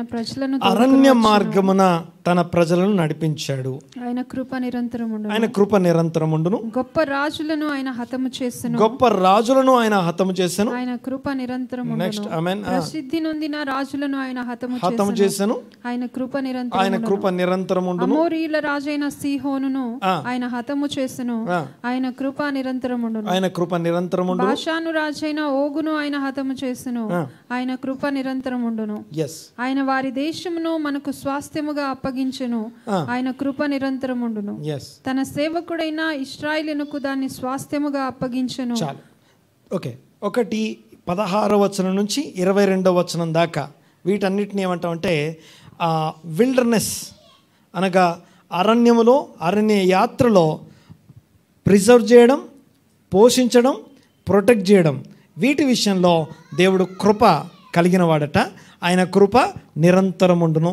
ఈ అరణ్యంలో వారి యొక్క వస్త్రాలు పాతగిల్లెదట, ఈ అరణ్యంలో వారి చెప్పులు అరిగిపోలేదట, ఈ అరణ్యంలో వారికి ఏ ఇబ్బంది రాలేదట.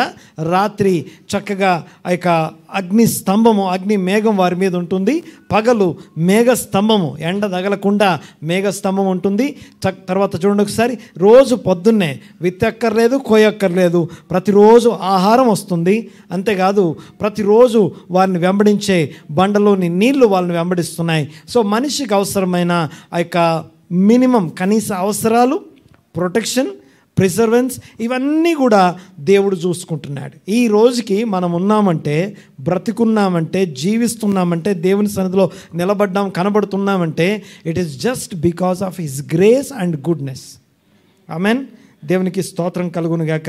ఇక అంతకంటే ఎక్కువ ఒక్కొక్క దాని గురించి నేను ఇప్పుడు ఎక్స్ప్లెయిన్ చేయలేను. కానీ ఇక తర్వాత ఇక నెక్స్ట్ 23వ వచనం చదువు ఒకసారి, 23 నుంచి 26 వచనం చదవమా. మనము దీన దశలో ఉన్నప్పుడు ఆయన మనల్ని జ్ఞాపకము చేసుకొని. ఇక్కడ దాకానేమో మొదటి నుంచి మాట్లాడేటప్పుడు దేవదేవుడు, ప్రభువుల ప్రభువు, అవి 4 వచనాలు. తర్వాత కృప, సృష్టి విషయంలో దేవుడు కృప కలిగి ఉన్నవాడని, తర్వాత విడిపించే విషయంలో, తర్వాత వారికి సంబంధించిన డెలివరెన్స్ అండ్ రెడెంప్షన్ విషయంలో, ఎక్సోడస్ విషయంలో కృప చూపించి మంచితనాన్ని చూపించాడని మాట్లాడుకున్నాం. మూడోది ఆ యొక్క అరణ్య యాత్రలో, ఆ యొక్క అరణ్యంలో కూడా ఆయన కృప చూపించాడు, వారిని కాచి కాపాడాడని మాట్లాడుకున్నాం. ఇక లాస్ట్ అండ్ ఫైనల్ ఏంటంటే ఆన్ గోయింగ్ అంటాం, అనగా వారి భవిష్యత్ ప్రణాళికలో కూడా, వారి భవిష్యత్తులో కూడా, ఈవెన్ వారి భవిష్యత్తే కాదు, ఇక్కడ కూర్చున్న మనందరి భవిష్యత్ విషయంలో కూడా దేవుడు మనకు మంచివాడై ఉన్నాడు, మనకు తన కృప చూపిస్తా ఉన్నాడు. చదవము ఒకసారి 23వ వచనం చదవమా. మనము దీన దశలో ఉన్నప్పుడు ఆయన కృప నిరంతరం మనల్ని జ్ఞాపకం చేసుకున్నాడు. దీన దశలో ఉన్నప్పుడు మనల్ని ఆయన జ్ఞాపకం చేసుకున్నాడు. తర్వాత మన శత్రువుల చేతిలో నుండి మనల్ని విడిపించెను. మన శత్రువుల చేతిలో నుండి ఆయన మనల్ని విడిపించెను. ఆయన కృప నిరంతరముండును. సమస్త జీవులకును ఆయన ఆహారం ఇచ్చే దేవుడు. ఆయన కృప నిరంతరముండును. ఆకాశమందుండు దేవునికి కృతజ్ఞతాస్తుతులు చెల్లించుడి. ఆయన కృప నిరంతరముండును. దేవునికి స్తోత్రం కలుగును గాక. ఒకటి గుర్తు చేసుకునే దేవుడు, జ్ఞాపకం చేసుకునే దేవుడు అనండి ఒకసారి. ఓకే, దేవునికి స్తోత్రం కలుగును గాక. ఇక నేను ముగిస్తాను. జ్ఞాపకం చేసుకునే దేవుడు అంటే మర్చిపోతాడని అర్థం కాదు, కానీ ఆయన జ్ఞాపకం చేసుకోవడం అంటే ఎలా ఉంటుందంటే, మన భాషలో మనకు అర్థమయ్యేలాగా జ్ఞాపకం చేస్తాను. ఉదాహరణకి మ్యారేజ్ యానివర్సరీ అంటాం, వెడ్డింగ్ యానివర్సరీ అంటాం కదా. ఏం చేస్తాం ఆ రోజు? గుర్తు చేసుకుంటాం. వెడ్డింగ్ని గుర్తు చేసుకునే రోజు అది. ఓకే, బర్త్డే అంటే మనము బర్త్డేని గుర్తు చేసుకుంటాం. దీన్ని జ్ఞాపకం చేసుకోవడం అంటాం. యాక్చువల్గా బైబిల్ ప్రకారం మీకు జ్ఞాపకార్థ నామము, జ్ఞాపకం చేసుకోవడం, జ్ఞాపకార్థమైనటువంటి గుర్తు, ఇలాంటి పదాలు మనకు కనపడుతూ ఉంటాయి. జిక్కుర్ అనే పదం అనమాట. అయితే నా పాయింట్ ఏంటంటే, ఆ జ్ఞాపకం చేసుకోవడం, దేవుడు జ్ఞాపకం చేసుకోవడం అనే మాటకు అర్థం ఏంటి? జ్ఞాపకం చేసుకోవడం అంటే మళ్ళీ ఉదాహరణకి మ్యారేజ్ డేని జ్ఞాపకం చేసుకోవడం అన్నాం అనుకోండి, హీబ్రూ ప్రకారం అది మళ్ళీ పూర్తిగా చేసుకోవడం అని అర్థం. మళ్ళీ పెళ్ళైనంత పని చేయడం. ఓకే, మన సత్య వాళ్ళ మళ్ళీ మ్యారేజ్ చేసేసాం. 7 years అని చెప్పి 7 years అని చెప్పేసి మళ్ళీ మ్యారేజ్ చేసి పడేసాం. సో విషయం ఏంటంటే, మళ్ళీ మ్యారేజ్ చేసి అంటే జ్ఞాపకం చేసుకోవడం అంటే అర్థం ఏంటంటే, మళ్ళీ అప్పుడున్న ఆ ఫ్రెష్నెస్ని, ఆ ఫస్ట్ డే ఉన్నటువంటి ఫ్రెష్నెస్ని మళ్ళీ కొత్తగా స్టార్ట్ చేయడం అని అర్థం, మరలా రీస్టార్ట్ చేయడం అని అర్థం. అయితే నా పాయింట్ ఏంటంటే, దేవుడు మనల్ని జ్ఞాపకం చేసుకుంటాడంటే మనల్ని రోజు కొత్తగా. అందుకే మన గురించి ఒక మాట రాసి ఉంటుంది, నీ ఎడల నా ఎడల మన ఎడల ఆయన వాత్సల్యమట రోజు నూతనముగా పుట్టుచున్నది. ఒక్కసారి ఈ ప్యాసేజ్ ఒక్కటి చదువుకొని మనం ప్రార్థన చేసుకుందాం. విలాప వాక్యాలు 3వ అధ్యాయం 22వ వచనం నుండి చూద్దాం ఒకసారి. ఈ వచనాలు జ్ఞాపకం చేసుకొని, పాస్టర్ గారు దేవుడు ఇంత మంచోడైతే మాకెందుకండి ఇన్ని కష్టాలు వస్తాయి? ఓకే, ఆ ఒక్క మాట మాట్లాడుకొని మనము ప్రార్థన చేసుకుందాం. విలాప వాక్యాల గ్రంథం 3వ అధ్యాయం 22వ వచనం. యెహోవా కృపగలవాడు, ఆయన కృపగలవాడు, ఆయన వాత్సల్యత ఎడతెగనిది. అంటే ఆయన వాత్సల్యం ఎక్కడో చోట బ్రేక్ అయిపోదు. నువ్వేదో తప్పు చేస్తానో, పాపం చేస్తానో, లేకపోతే ఒక దగ్గర దేవుని వాత్సల్యం నీ పట్ల బ్రేక్ అయిపోదు. దేవునికి స్తోత్రం. నెక్స్ట్, కనుక మనము నిర్మూలము కాకున్నవారు, అందుకే మనం ఇంకా నిర్మూలం కాలేదు. ఇంకా నెక్స్ట్, అనుదినము నూతనముగా ఆయనకి వాత్సల్యము పుట్టుచున్నది. నీవు ఎంతైనా నమ్మదగిన వాడవు. యెహోవా నా భాగమని నేను అనుకొనుచున్నాను. ఆయన యందు నేను నమ్మిక ఉంచుకొనుచున్నాను. తన్ను ఆశ్రయించు వారి ఎడల యెహోవా దయాళుడు, తన్ను వెదకు వారి ఎడల ఆయన దయచూపువాడు. నరులు ఆశ కలిగి యెహోవా అనుగ్రహించు రక్షణ కొరకు ఓపికతో కనిపెట్టాలి. తర్వాత, యవ్వన కాలమున కాడి మోయిట నరునికి మేలు. ఓకే, ఒక్కసారి ఈ మాటను చూడండి ఒకసారి. కాడి మోయిట అనండి ఒకసారి మాట. కాడి మోయడం అంటే the yoke of the heaven అంటాం అనండి ఒకసారి మాట. Okay, what is the yoke of the heaven? ఈ మాట పాస్టర్స్కి వాక్యం కాదు. ఇది యవ్వన కాలమున కాడి మోయడం అనే వచనము సేవకుల కోసం కాదు. ఇది ప్రతి యవనస్తుకి సంబంధించింది. అంటే యవన కాలం అని దేన్ని అంటామంటే, యాజ్ ఎర్లీ యాజ్ పాసిబుల్. ఎంతండి? ఎంత వీలైతే, ఎంత తొందరగా అయితే అంత తొందరగా ఏం మోయాలట? యోక్ ఆఫ్ ద హెవెన్ అనండి ఒకసారి. యోక్ ఆఫ్ ద హెవెన్ అంటే పరిచర్య గురించి మాట్లాడలేదు. Yoke of the heaven is nothing but the word of God, దేవుని వాక్యము అని అర్థం. దేవుని వాక్యం అనే కాడిని మోయమంటాడు. కాడి మోయడం అంటే అర్థం ఏంటంటే, దీన్ని యేసుప్రభు భాషలో మనం చూస్తే కొత్త నిబంధనలో మత్తయి సువార్త 11వ అధ్యాయం 28వ వచనంలో అక్కడ చూస్తే, ప్రయాసపడి భారం మోసుకొంచున్న సమస్త జనులారా నా యొద్దకు రండి, నేను మీకు విశ్రాంతి కలుగజేస్తాను. ఎలా కలుగజేస్తాను అంటే, మీరు వచ్చి నేను కాడి మోస్తున్నాను కదా, నాతో కలిసి మీరు కూడా కాడి మోయండి. మీరేం చేయాలి? నాతో కలిసి, ఇద్దరం కలిసి ఒకే కాడి కింద ఉంటాం. ఎవరెవరు? నేను, యేసయ్య. యేసయ్య అంటే మై టీచర్, మై రబ్బీ, నా బోధకుడు, నా వాక్య ఉపదేశము, నేను ఇద్దరం కలిసి ఒక కాడి కిందికి వస్తాం. పరలోకపు కాడిని మనం ఎలా మోయాలో ఆయన నేర్పిస్తున్నాడు. అది నేర్పించేటప్పుడు ఆయన ఏం చేస్తారంటే, ఓకే, ఎద్దును కట్టేటప్పుడు, ఓకే, మీకు తెలుసో తెలీదో, ఒక ఎద్దుని ఎడం పక్క కట్టారనుకోండి, ఓకే, జీవితాంతం దాన్ని ఎడం పక్కే కట్టాలి. ఓకే, నాగలతో దున్నేటప్పుడు ఒక ఎద్దుని ఎడం పక్క కడితే లైఫ్ లాంగ్ ఎడం పక్కే కట్టాలి. కుడి పక్క కట్టామనుకో లైఫ్ లాంగ్ దాన్ని కుడి పక్కే కట్టాలి. రెండు కుడి పక్క ఎట్లనే ఒకసారి కట్టినాం అనుకో ఏమో తెలుసా, రెండు ఒక పక్కకే పోతాయి. ఓకే, సో దాన్ని అమ్మేటప్పుడు దాన్ని చెప్తారు ఇది ఎలా ట్రైన్ అయిందో. అనగా ట్రైన్ చేయడం కోసం ఎడం పక్క సీనియర్ ఎద్దు ఉంటే జూనియర్ ఎద్దు కుడి పక్క ఉంటుంది. ఓకే, అలా ట్రైన్ చేస్తారు వాటిని. అర్థమవుతుందనే మాట్లాడేది. అలాగే అదే మాటని ఇక్కడ ఎక్స్ప్లెయిన్ చేస్తున్నాడు మనకి. ప్రయాసపడి భారం మోసుకుంటున్న జీవితాన్ని ఎలా లీడ్ చేయాలో తెలియక ఇబ్బంది పడుతున్నటువంటి ఓ ప్రజలారా, నా యుద్ధకు రండి, నేను మీకు ఓకే విశ్రాంతి కలుగజేస్తానంటే, మీరు అక్కడ కూర్చుంటే నేను దున్ని పెడతాను అనట్లేదు ఆయన. రండి ఇద్దరం కలిసి దున్నుదాం అంటున్నాడు. నేనేమి ఇల్ ఫిట్టింగ్ పెట్టను, లేకపోతే మిమ్మల్ని లాగడం ఈడవడం అలాంటి ఇబ్బందులు పెట్టను. చాలా జాగ్రత్తగా I will show you how to live దాని ఏమంటామంటే జాలీ లైఫ్, మంచి జీవితం ఎలా జీవించాలో, స్పిరిచువల్గా విశ్రాంతిగా ఎలా జీవించాలో నేర్పిస్తాను రండి అంటున్నాడు. ఓకే, ఒకసారి చదవండి ఒకసారి మాట 11వ వచనం. మీ దగ్గర వీలైతే మీ మొబైల్స్ ఉంటే అందులో ద మెసేజ్ బైబిల్ అని ఉంటుంది. ఏం బైబిల్? ద మెసేజ్ బైబిల్ అని ఉంటుంది. అది తీసి అందులో మాథ్యూ 11:28 చదవండి ఒకసారి. ఫస్ట్ ఈ తెలుగు చదవండి ఒకసారి, చదవం ఒకసారి. The yoke of the heaven, పరలోకపు కాడి, దేవుని వాక్యము, మంచి ఉపదేశానికి సంబంధించిన దేవుని వాక్యం అనే కాడిని మనం మోయాలి. చదవం ఒకసారి. ప్రయాసపడి భారం మోసుకుంటున్న సమస్త జనులారా నా దగ్గరికి రండి, నేను మీకు విశ్రాంతి ఎలా విశ్రాంతి కలుగజేస్తాడంటే, నేను సాత్వికుడను, ఆయన సాత్వికుడు దీన మనసు గలవాడు కనుక, ఆయన సాత్వికుడు దీన మనసు గలవాడు కాబట్టి ఆయన మీద మనం ఆయన దగ్గర ట్రైనింగ్కి వెళ్ళొచ్చు. మనం అంటే ఆయన అవతల పక్క ఉంటే మనం యువతల పక్క మనం జాయిన్ అయిపోయి ఆయన స్టూడెంట్స్గా మారిపోవచ్చు, శిష్యులుగా మారిపోవచ్చు. రైట్, శిష్యులుగా మారడం, దేవుని శిష్యులుగా మారడం, ప్రభు యేసుక్రీస్తు శిష్యులుగా మారడం అంటే ఆయన కాడి క్రిందికి వెళ్ళడం అని అర్థం. కానీ మనకు తెలియకుండా సాతాను కాడి క్రింద ఉంటాం. ఏ కాడి క్రింద? గట్టిగానండి. సో దురలవాట్లు అనే ఒక కాడి క్రింద ఉంటాం. ఓకే, వ్యామోహాలు అనే ఒక కాడి క్రింద ఉంటాం. అందుకే మీ మీద ఉన్న కాడి విరగొట్టబడుట అదొక డెలివరెన్స్కి గుర్తుంది. తెలియకుండానే అప్పు అనే ఒక కాడి క్రింద ఉంటాం మనం, ఇబ్బందులు అనే ఒక కాడి క్రింద ఉంటాం మనం. ఆ కాడి క్రింద మీరుండి ఇబ్బంది పడుతున్నారు కదా, ప్రయాసపడి భారం మోసుకొంచున్న సమస్త జనులారా, మీరేం ఖాళీగా లేరు.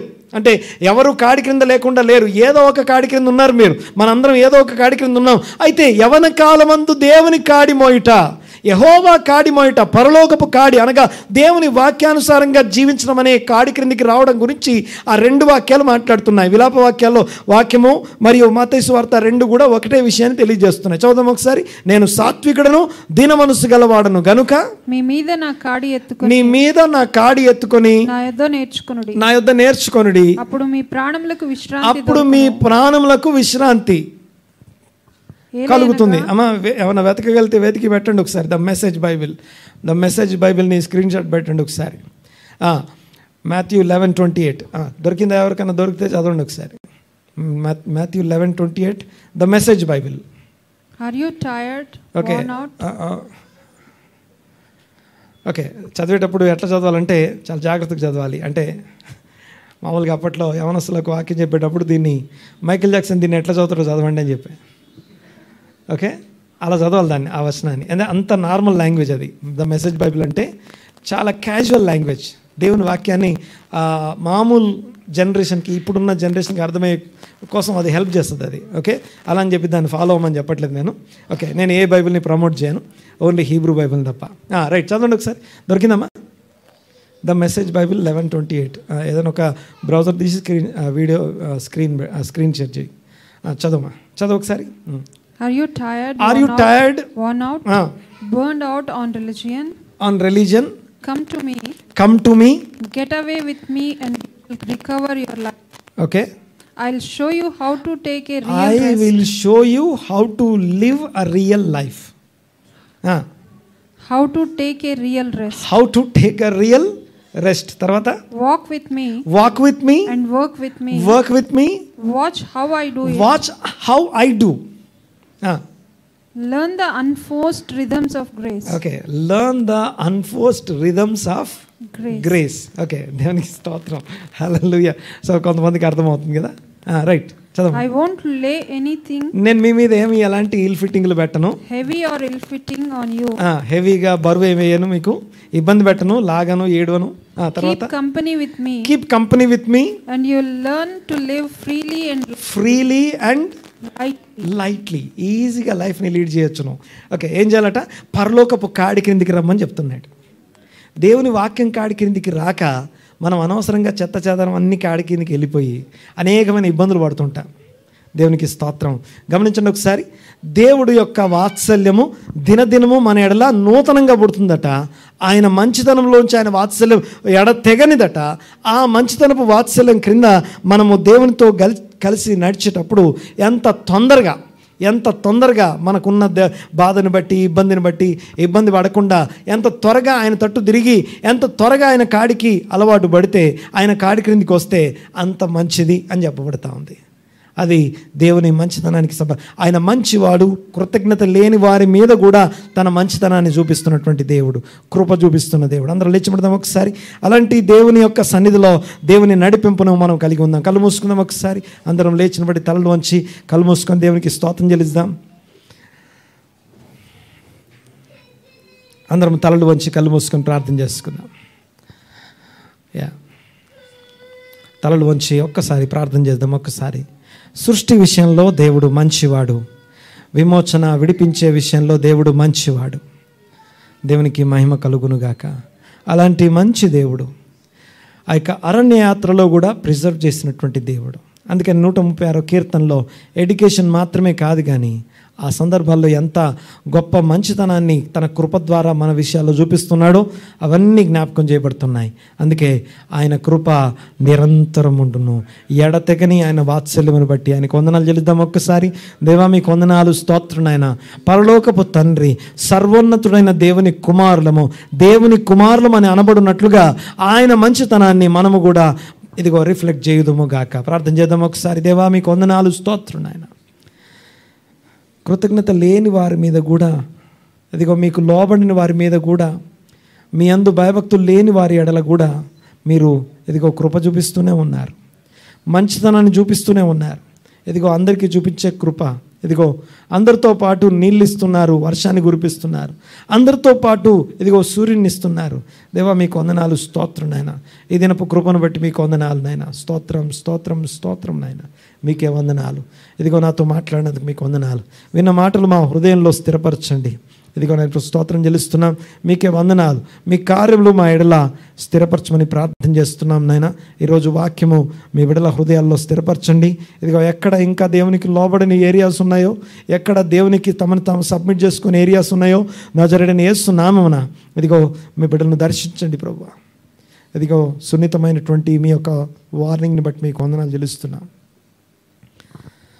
స్తోత్రం నాయన, మీకు వందనాలు. ఇదిగో మీరు ఒక్కొక్కరిని దర్శించండి. మారు మనస్సు పశ్చాత్తాపం కొరకు ప్రార్థన చేస్తున్నాం. నినివే ప్రజలు తాము పశ్చాత్తాపడి చేస్తున్నటువంటి కీడును మానివేస్తే, వారికి మీరు చేద్దామనుకున్నటువంటి కీడును విషయంలో మీరు పశ్చాత్తాపడ్డారు, మానివేశారు, తీర్పును మార్చుకున్నారు. నాయన మీకు వందనాలు. అలాంటి పశ్చాత్తాపం, మారు మనస్సు, ఒప్పుకోలు మా అందరికీ దయచేయమని ప్రార్థన చేస్తున్నాం. కేవలం మీకే వందనాలు, స్తోత్రనైనా. ఏకీభించిన ప్రతి కుమారుడు ప్రతి కుమార్తెను బట్టి మీకు వందనాలు. మీ బిడ్డలందరి మీద మీ కృప, మీ కనికరము కుమ్మరించమని ప్రార్థన చేస్తున్నాం. కేవలం మీరే ఇదిగో మా మధ్యలో మహిమ పొందమని ప్రార్థన చేస్తున్నాం.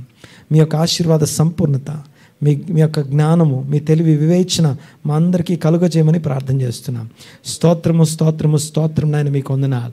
ఏకీవించిన ప్రతి కుమారుని దీవించండి, ఆశీర్వదించండి ప్రభువా. మీకు వందనాలు చెల్లిస్తున్నాం. మీ కార్యములు వారి ఎడల విస్తరింపచేయండి. ఎస్ లార్డ్, విన్న వాక్యమును స్థిరపరిచే సూచక్రియలు, అద్భుతాలు, మహత్కార్యాల చేత ఒక్కొక్కరిని దర్శించమని ప్రార్థన చేస్తున్నాం. మీ వాత్సల్యతలో మేము ముందుకు సాగడానికి కృపదయిత్యమని వేడుకుంటూ, నజరేయుడైన యేసు నామమున ఇదిగో ఈరోజు కమ్యూనిలో పాల్గొనకుండా కృపదయిత్యమని వేడుకుంటూ, స్తుతించి ఆరాధించి ఈ ప్రార్థన అడిగి వేడుకొంచున్నాం తండ్రి. ఆమేన్.